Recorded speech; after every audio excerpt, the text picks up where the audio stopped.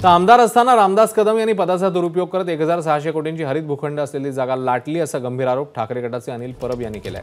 तर किरीट सोमय्या यांनी आता प्रकरणाचा पाठपुरावा करून चौकशी लावण्याची ते हिंमत दाखवणार का असा सवालही त्यांनी विचारला।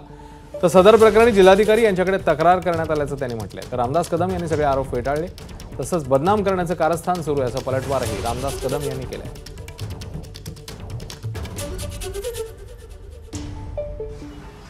खेडमध्ये एक नगरपालिकेच्या मालकीचा भूखंड होता, 1600 चौरस मीटर ही जागा त्याच्यामध्ये रामदास कदम यांच्या शिवतेज आरोग्य संस्थेने लाटलेली आहे। ही जागा खेड नगरपालिकेची आरक्षित जागा आहे हरित पट्ट्यासाठी।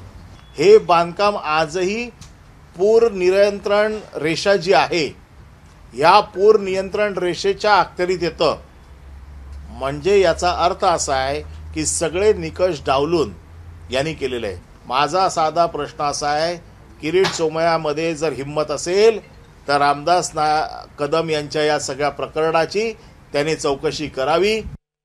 कुठेतरी रामदास कदमला बदनाम केलं पाहिजे म्हणून हे निकालास खोटी चुकीची दिशाभूल करणारी आणि मला बदनाम करणारी पत्रकार परिषद घेऊन जे आरोप केलेले आहेत ते 100% चुकीचे आहेत।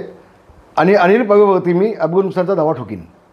बाप दाखव नाही तर साध्य खाल, हिम्मत असेल तर दाखव।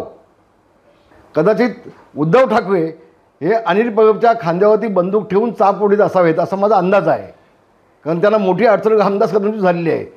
पण एक सांगतो, रामदास कदमनी उभ्या आयुष्यामध्ये एकही काम अपवाद म्हणून देखील कुठेही चुकीचं केलेलं नाही आणि करणार देखील नाही। एबीपी माझा, उघडा डोळे बघा नीट।